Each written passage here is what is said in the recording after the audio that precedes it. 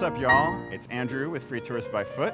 I'm here to give you a walk around the second most famous neighborhood in New Orleans, the Garden District. This is one of the most visually memorable parts of town with some of the most conflicted history that our city has. And it's a place you tend to visit maybe 2 or 3 days into your itinerary. After a couple days of being around the party scene in the French Quarter, a lot of folks want something more peaceful and quiet, and this definitely fits the bill. It is usually a place you get to by way of the St. Charles Avenue streetcar, and I'm standing right about where you'd step off at that streetcar and get your first impression of the neighborhood. The streetcar has been connecting the French Quarter to the Garden District since 1835, and you really feel the difference when you step off. This part of town, it's wide open space, big trees, really different style of houses from what you'd see downtown, and people walking around in the streets carrying coffee instead of alcohol. All of that difference goes back to the fact that these used to be two totally separate cities. So New Orleans used to just be what we call the Garden District today. This was part of a much younger city called Lafayette. That's founded in 1718. This is founded in 1833. So what you're getting is after Anglo-Americans started to come down here following the Louisiana Purchase. And 1833, this coming into being, the Garden District is just one part of that city of Lafayette. It was a long, narrow city, and it today makes up 3 neighborhoods. So in the middle, we have the Garden District, which is historically the home of 19th century industrialists and plantation owners, and a lot of folks visit it today to see the mansions that those people built. But right across St. Charles Avenue, we have Central City, which is a neighborhood that used to be mostly Jewish, nowadays mostly black neighborhood, and you might visit that to get a sense of local civil rights tradition. Also, the masking tradition of what we call Mardi Gras Indians has one of its homes in that neighborhood, and it's also the home of Ashe Cultural Arts Center, which is the heart of the city's African diaspora arts scene. Over on the other side of the Garden District is the Irish Channel. That used to be an Irish and German immigrant neighborhood. Nowadays, you might visit that for St. Patrick's Day or any time of the year to go to like a brewery or just a good dive bar. Magazine Street, one of our big shopping and dining corridors, is over there too. A lot of the folks who live in these neighborhoods, their families go way back into the place's early history. So what you effectively get is the descendants of plantation owners living next to the descendants of enslaved Africans, living next to the descendants of European indentured servants. All of that just in one place. And all of this stuff is worth your attention if you do end up coming to visit the city or you just want to learn about it from a long way off. We're just going to see a little slice of the Garden District. Before we go see that, one last reason you might end up visiting this whole area is this is where our Mardi Gras parades roll. So these famous parades actually tend to be mentally associated for our visitors with the French Quarter, and some of it happens down there, but this is really the main corridor, and you can tell because the trees around us, the cables running overhead are all covered in the beads that our famous parades throw to the people watching over on the sidewalk. So you'll always know that you're in that part of town when you see the beads hanging over your head. Anyway, quiet day today, no parades going on right now, so we'll head in to see where the big visuals are. Come on. Mostly what we're going to spot in this block that we'll explore, y'all, is going to be a few of the houses that the neighborhood is famous for, big mansions, but we'll also spot a famous restaurant, Commander's Palace. And besides that, we're going to see a traditional New Orleans style, really South Louisiana style above ground cemetery. That's just a block away up here.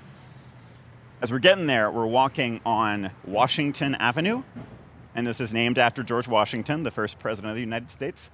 You get a hint from that about who the early residents of this area were. So, mentioned, Louisiana Purchase, 1803, New Orleans, and a lot more land becoming American for the first time. And this city comes to be a few decades after that.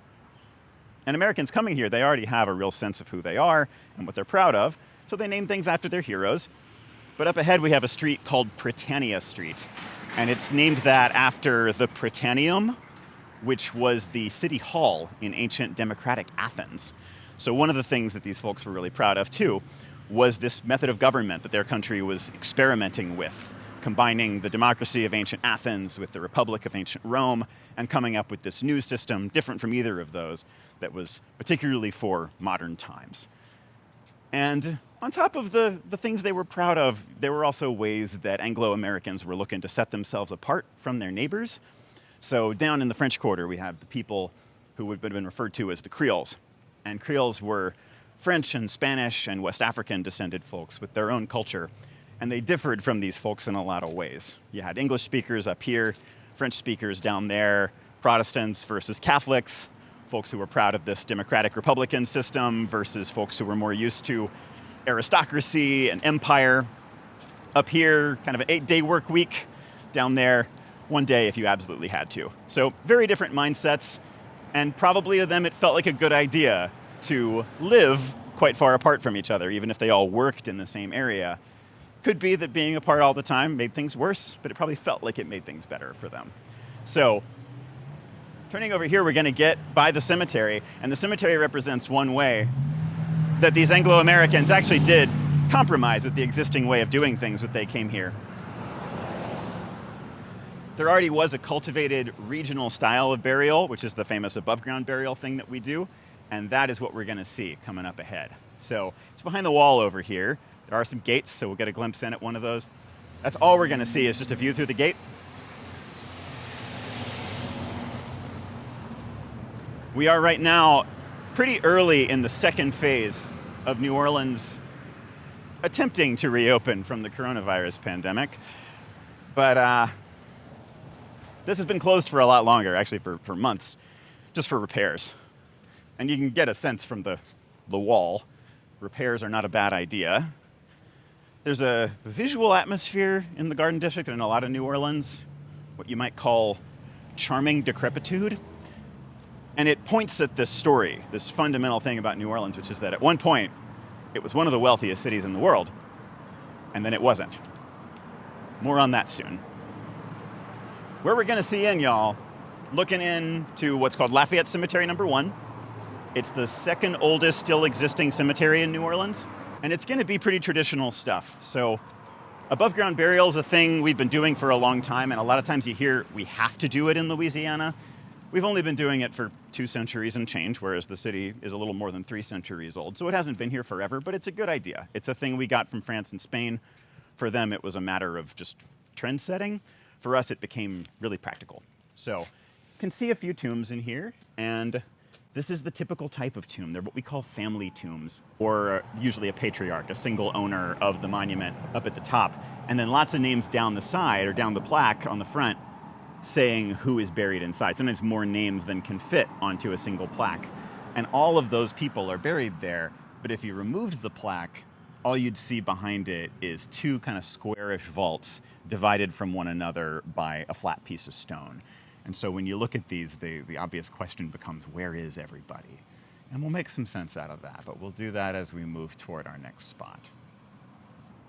How this works, y'all. When you bury somebody inside of one of these tombs, you're pulling off the plaque and opening one of the 2 vaults, and you place the person inside and seal it shut and leave them undisturbed for what traditionally would have been a year, at least. And the idea behind the year originally was that plague, we thought, could still circulate from a dead body, and so you want it quarantined for that long. And it accidentally had this other effect. So you can't tell, probably, but it's pretty hot right now. I'm wearing a lot, but that's because I'm a professional and I'm from Louisiana. I wouldn't advise doing what I'm doing if you pay a visit here. Just, I got my water, I got my fan, things you should definitely carry with you if you explore this place during the summer.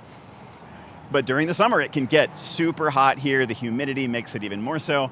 And those tombs compound that. They're like ovens on the inside. So it can get to hot enough temperatures that, without being too graphic, it causes a body to biodegrade really differently from what it would do in the cool ground. And so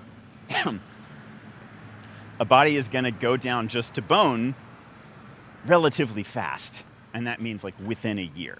So when you're using that tomb, you bury a first person in one of the vaults. When someone else dies, you'll bury them in the other vault. Then you're out of vaults. So you go back to the first one. Hopefully at least a year has gone by. This system kind of counts on people to die at polite 6-month intervals. But you pull person number 1 out, you bag their bones, and you drop the bag down through the floor of the lower shelf. The lower shelf on the bottom is just parallel metal bars running side to side. And underneath it, there's a sort of a basement. You'd never know it was there just looking at the monument, but all of them have it, and you can drop those bones down beneath and store them really efficiently. So using that method, you can fit dozens of people inside of one of these monuments after long, slow, steady use. And the most crowded one I know of, so down in St. Louis, number 1, our oldest cemetery, the tomb of Marie Laveau, the Voodoo Priestess, has at least 84 people inside of it. So this is a great system for us.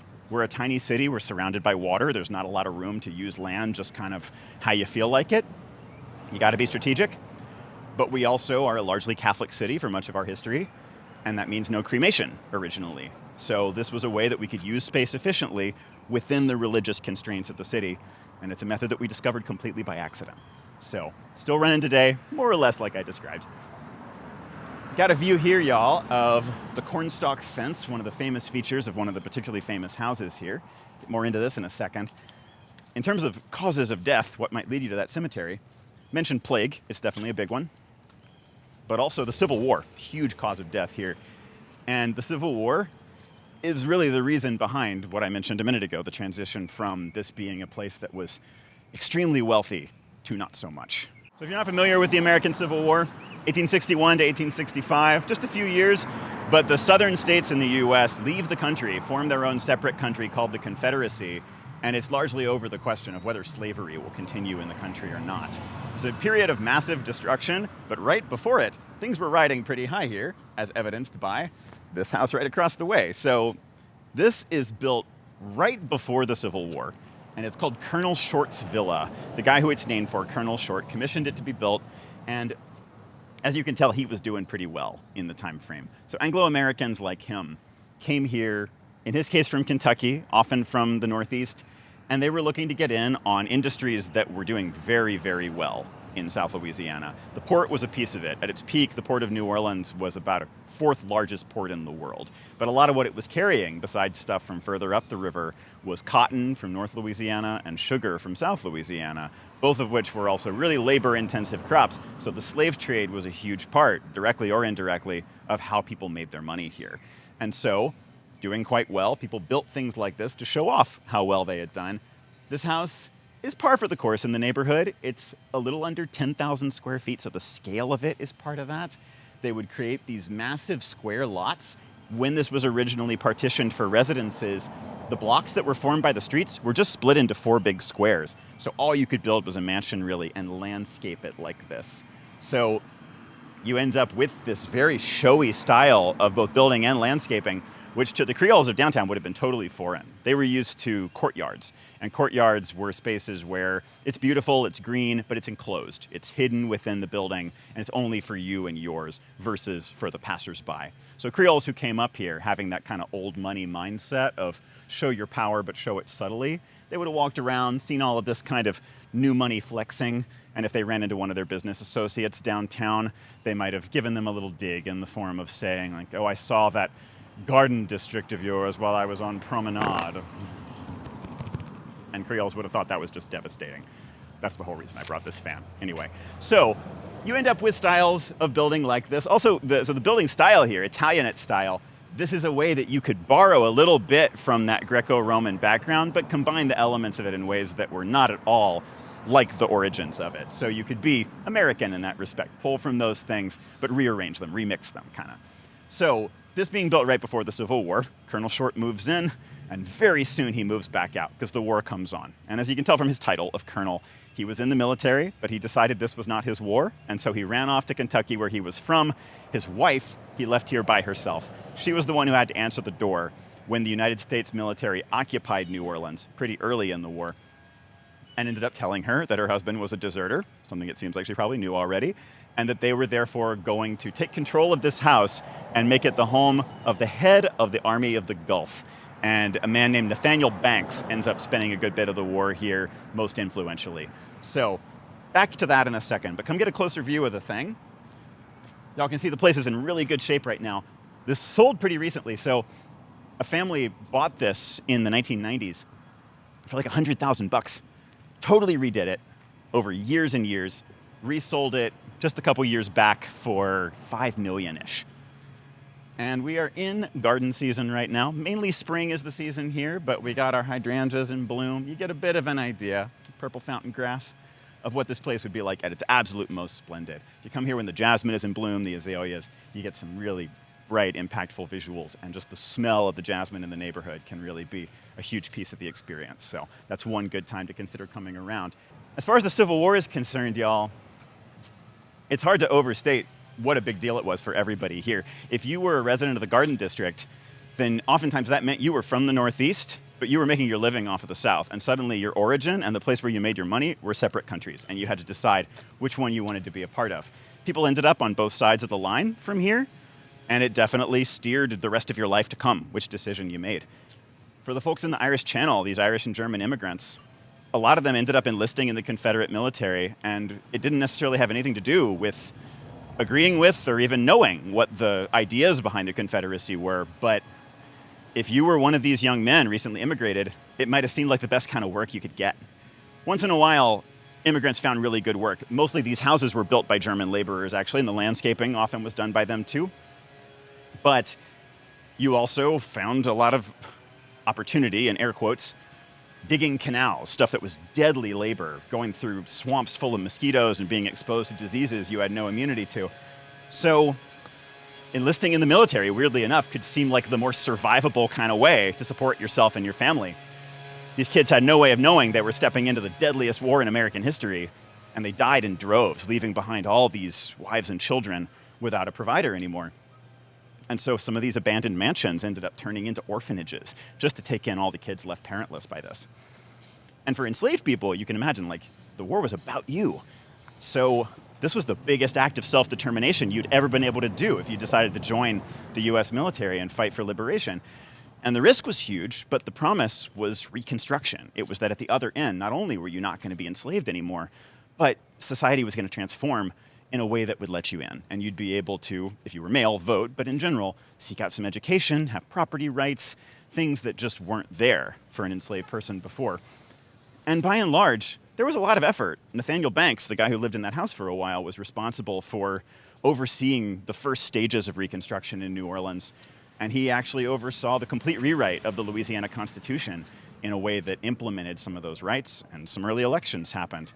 But in reality, there wasn't as much follow-through across the board, and many of the promises of Reconstruction didn't end up being fulfilled, such that you get a century of terror and violence and racial segregation laws all throughout the former Confederacy, which really define the years to come. It's not until you get to the mid-20th century, the American Civil Rights Movement, sometimes called the Second Reconstruction, that more of those promises are fulfilled. And over in Central City, like I mentioned, that's one of the places where some of that action went down locally. There's a street, one of the main streets, named Aretha Castle Haley Boulevard, after one of the big local civil rights advocates responsible for organizing and sit-ins and protests and so on that were such a big part of that time. So in that respect, it's easy to wonder, did anybody come out of the Civil War satisfied with their personal results? And I guess one easy example is Colonel Robert Short, for whom that house we just saw was built. Ran off to Kentucky, hid out there during the war, learned how to ply a second trade while he was there, came back here, got his house back, made a second fortune, and even his wife returned to him. So any port in a storm, I guess. Speaking of street names, we have Coliseum Street right here. This is like Prytania. It's a street named for a classical structure. And in this case, it was named after the idea, the plan of building that structure. So a few blocks down that way, you can find a place called Coliseum Square Park, named after what was going to be there, the Coliseum that was going to be built.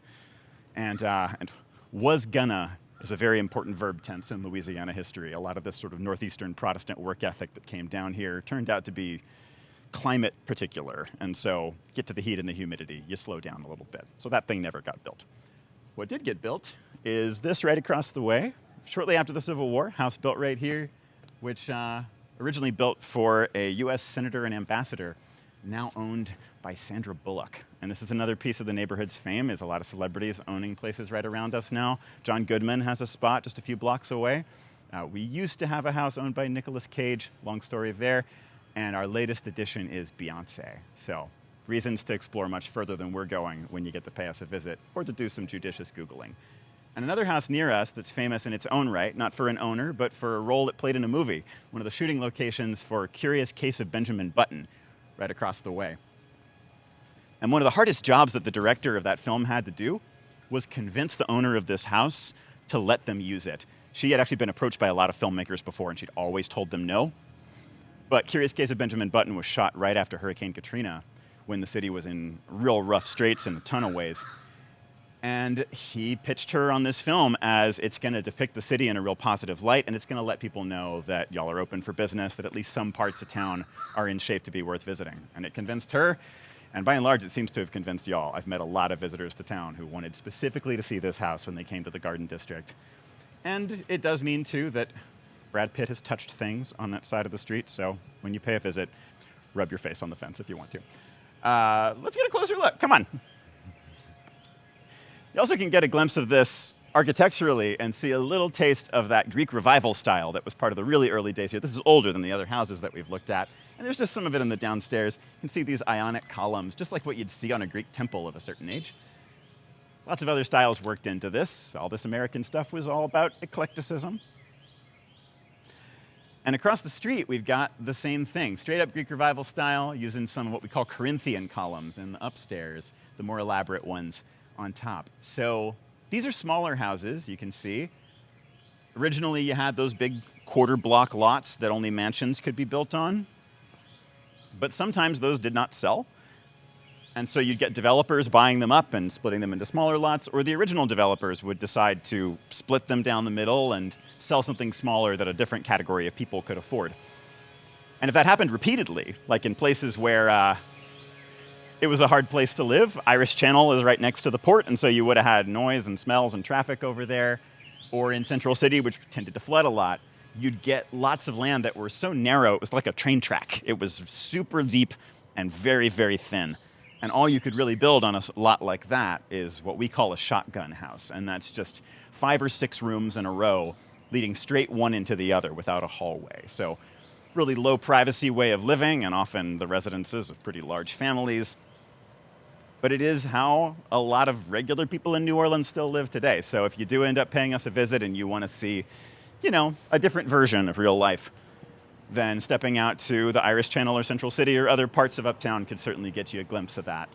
We don't have a whole lot of them in the Garden District, but there is a little bit in the way of later working class architecture that gets built here after the Civil War, when some of the original property owners decide to sell slices of their property, their former gardens, sometimes, to make back a little bit of the cash that they've lost. And you can see a couple of those right across the way. The 2 blue structures over there are both shotguns. They also give you a little bit of a visual reminder of the earliest non-wealthy residences in the neighborhood, which are going to be these. So on a deep building like this, the main residence is at the front. The back part is a slave or servant quarters. And whether slave or servant quarters is dependent on who owned it and in what era. So you're seeing here another legacy of the transformation from pre-Civil War to post-Civil War.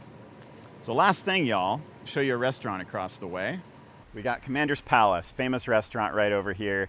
We've talked about English and Irish and German folks living here. Obviously, that is not a cuisine that you might travel quite so far for. What we're famous for is Creole cuisine.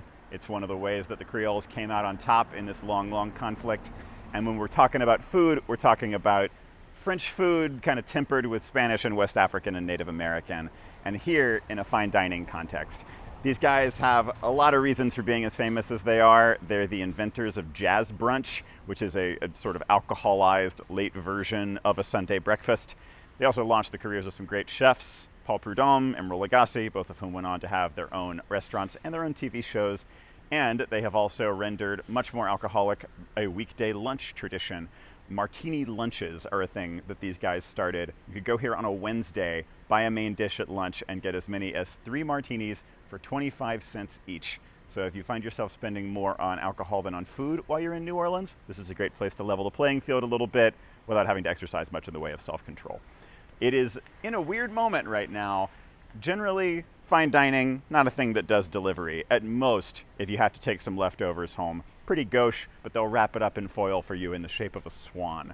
But because of the coronavirus pandemic and not being able to have the place at capacity, they are doing delivery right now. So who'da thunk it? Anyway, if you don't look for necessarily fine dining when you travel to a new city, the Garden District is small. This is the only restaurant that's sort of in the neighborhood, but its edges, St. Charles Avenue and Magazine Street, have tons and tons more options, especially Magazine, which has a little bit of everything that this city has to offer, culinarily speaking. And lots of that stuff is going to be casual, all kind of price points, all kinds of atmospheres. And that's just a little bit of what this part of town has going for it. Uptown in general, y'all, definitely worth at least a day of your trip when you finally get to make your way here. And I hope I'll be around to see you when that day comes. Meantime, thank you for watching. Stay safe.